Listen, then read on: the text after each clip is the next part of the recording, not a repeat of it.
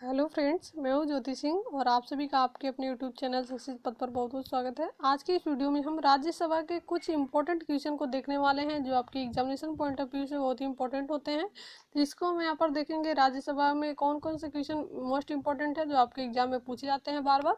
तो उस क्वेश्चन को हम यहाँ पर देखने वाले हैं, तो इस वीडियो को इन तक देखते रहिए और इस वीडियो को ज़्यादा से ज़्यादा शेयर कीजिए। चैनल पर नए हैं तो चैनल को सब्सक्राइब कर लीजिए, बेल आइकन को प्रेस कर लीजिए जिससे कि हमारे नए वीडियो की नोटिफिकेशन आप तक पहुंचती रहे। तो चलिए हम देखते हैं राज्यसभा के कुछ इंपॉर्टेंट क्वेश्चन जो आपके एग्जाम में पूछे जाते हैं। राज्यसभा को दी अपर हाउस भी बोला जाता है, आपको यहाँ पर ध्यान रखना है। राज्यसभा जो आपका होता है उच्च सदन जिसे हम बोलते हैं, लोकसभा को हम निम्न सदन बोलते हैं। लोकसभा के भी जो से रिलेटेड जो इंपॉर्टेंट क्वेश्चन होंगे उसको हम नेक्स्ट वीडियो में देखने वाले हैं। तो राज्यसभा को हम उच्च सदन भी बोलते हैं। चलिए हम देखते हैं इसके क्वेश्चन को। सबसे पहला जो हमारा क्वेश्चन है, भारतीय संसद के अपर हाउस को किस नाम से जाना जाता है। अभी हमने आपको बताया भारतीय संसद के जो अपर हाउस है, उच्च सदन है, उसको किस नाम से जाना जाता है और किस नाम से, तो राज्यसभा के नाम से जाना जाता है।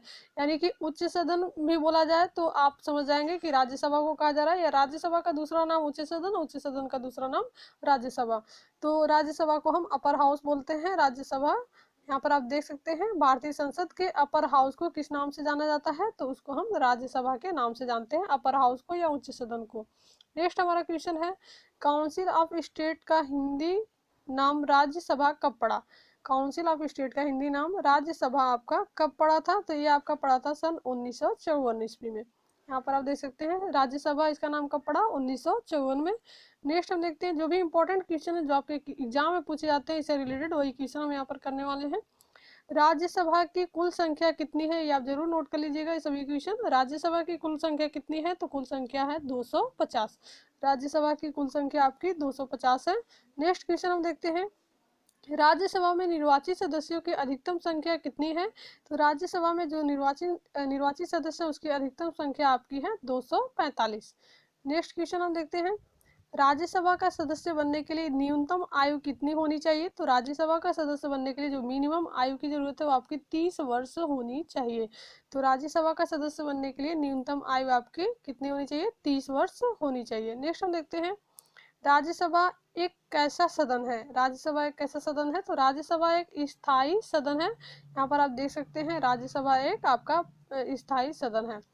अगर ऐसे आपसे पूछा जाए राज्यसभा कैसा सदन है, तो राज्यसभा आपका स्थायी सदन है। नेक्स्ट हम देखते हैं, राज्यसभा को स्थायी सदन कहते हैं क्यों कहते हैं राज्यसभा को स्थायी सदन, इसे विघटित नहीं किया जा सकता है। राज्यसभा को विघटित नहीं किया जा सकता, इसीलिए राज्यसभा को हम स्थायी सदन कहते हैं।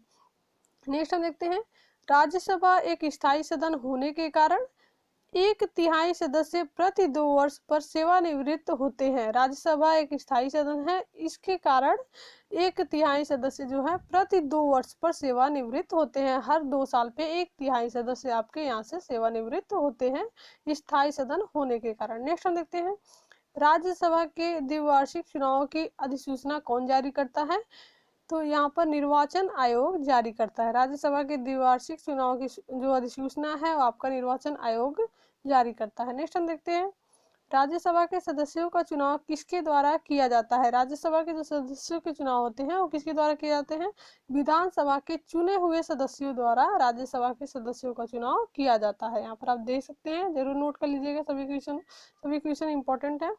राज्यसभा के सदस्यों का कार्यकाल कितने वर्ष का होता है, तो राज्यसभा के जो सदस्य होते हैं उनका कार्यकाल आपका 6 वर्ष का होता है। ये आप जरूर ध्यान रखिएगा, इंपॉर्टेंट है। राज्यसभा के सदस्यों का कार्यकाल आपका 6 वर्ष का होता है। नेक्स्ट हम देखते हैं, राज्यसभा का कार्यकाल जो मूल संविधान के अंतर्गत 5 वर्ष था, 42वें संविधान संशोधन द्वारा बढ़ाकर कितना कर दिया गया था, तो 6 वर्ष कर। अभी हमने देखा राज्यसभा के जो सदस्यों का कार्यकाल है 6 वर्ष है।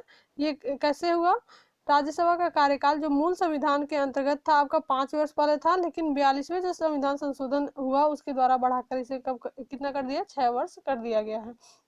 नेक्स्ट हम देखते हैं, राज्यसभा में राज्यों का प्रतिनिधित्व किस बात पर निर्भर करता है, तो राज्य की जनसंख्या पर निर्भर करता है। राज्यसभा में राज्यों का प्रतिनिधित्व आपका राज्यसभा की राज्य की जनसंख्या के ऊपर निर्भर करता है।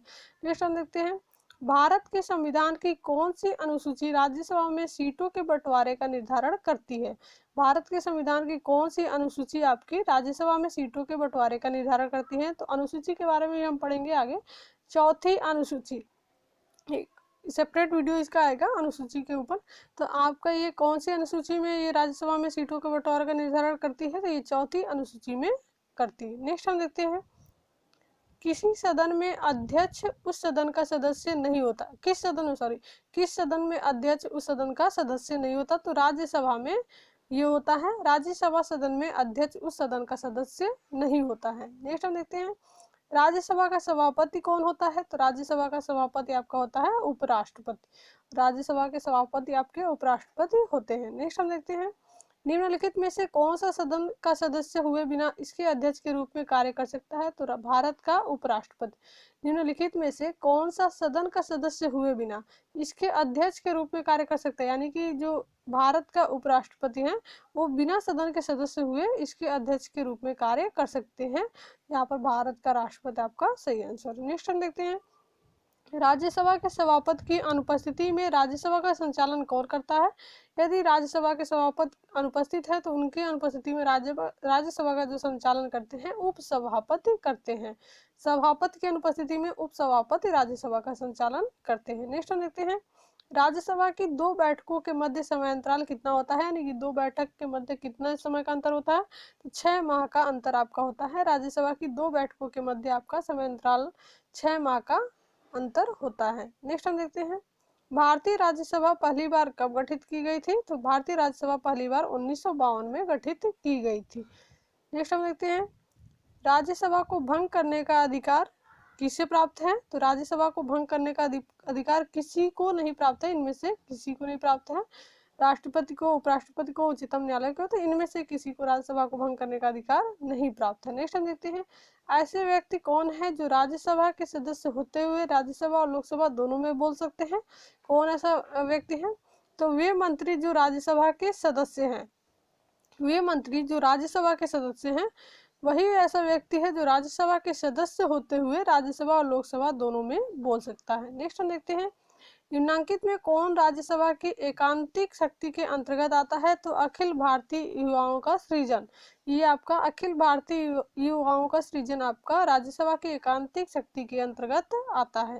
नेक्स्ट हम देखते हैं, यदि केंद्रीय संसद को राज्य सूची में शामिल विधायी शक्तियों और विषयों का ग्रहण करना हो तो इस आशय का प्रस्ताव किसके द्वारा पारित किया जाएगा, तो राज्यसभा के द्वारा पारित किया जाएगा। केंद्रीय संसद को राज्य सूची में शामिल विधायी शक्तियों और विषयों का ग्रहण करना हो तो इस आशय का प्रस्ताव आपका राज्यसभा के द्वारा इसको पारित किया जाएगा।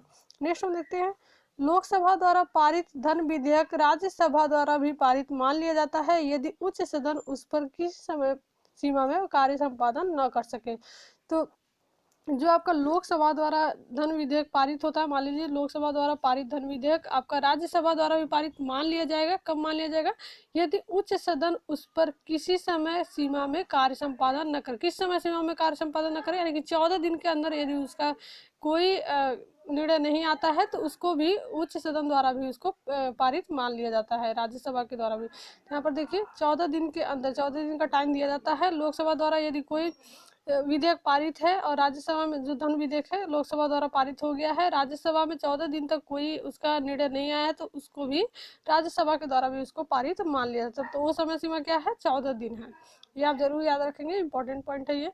राष्ट्रपति द्वारा राज्यसभा के सदस्यों के नामांकन का नियम किस देश के संविधान से लिया गया था, ये आपका आयरलैंड से लिया गया था। राष्ट्रपति द्वारा राज्यसभा के सदस्यों के नामांकन का जो नियम है ये आपका आयरलैंड देश के संविधान से लिया गया था। नेक्स्ट हम देखते हैं, ऊपरी सदन यानी कि ऊपरी सदन जिसको हम राज्यसभा बोलते हैं, अपर हाउस, कि कितने सदस्यों की नियुक्ति भारत के राष्ट्रपति द्वारा की जा सकती है, तो 12 सदस्यों की नियुक्ति भारत के राष्ट्रपति द्वारा की जा सकती है राज्यसभा के यानी कि ऊपरी सदन के सदस्यों की। नेक्स्ट हम देखते हैं, राष्ट्रपति द्वारा राज्यसभा के लिए कला, साहित्य, विज्ञान आदि क्षेत्रों से 12 सदस्यों को मनोनीत करने की व्यवस्था भारतीय संविधान के किस अनुच्छेद के अंतर्गत आता है। जो 12 सदस्यों को मनोनीत किया जाता है राष्ट्रपति के द्वारा वो किस अनुच्छेद के अंतर्गत आता है, आर्टिकल क्या है, आर्टिकल नंबर 80 आपका अनुच्छेद 80 के अंतर्गत आता है।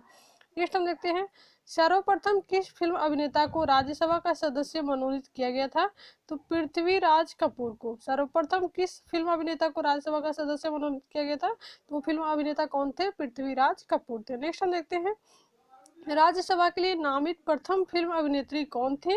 तो अभिनेत्री के बारे में अगर पूछा जाए तो ये आपका नरगिस दत्त प्रथम फिल्म अभिनेत्री थी राज्यसभा के लिए जो नामित की गई थी, नरगिस दत्त। नेक्स्ट हम देखते हैं, राज्यसभा में किस राज्य के प्रतिनिधियों की संख्या सर्वाधिक है?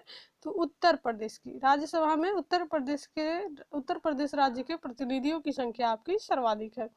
नेक्स्ट हम देखते हैं, राज्यसभा के पहले सभापति कौन थे? तो राज्यसभा के पहले सभापति आपके थे डॉक्टर एस राधा कृष्णन। तो राज्यसभा के ये पहले सभापति थे doctor S Radha Krishnan. Next हम देखते हैं, राज्यसभा के पहले उपसभापति कौन थे? तो पहले उपसभापति थे एस वी कृष्णमूर्ति राव। पहले उपसभापति ये थे S V Krishnamurthy Rao. Next हम देखते हैं, किन राज्यों का राज्यसभा में प्रतिनिधित्व नहीं है? तो उपरोक्त सभी में, यानी कि अंडमान निकोबार द्वीप समूह, लक्षद्वीप और चंडीगढ़, इन राज्यों का राज्यसभा में प्रतिनिधित्व नहीं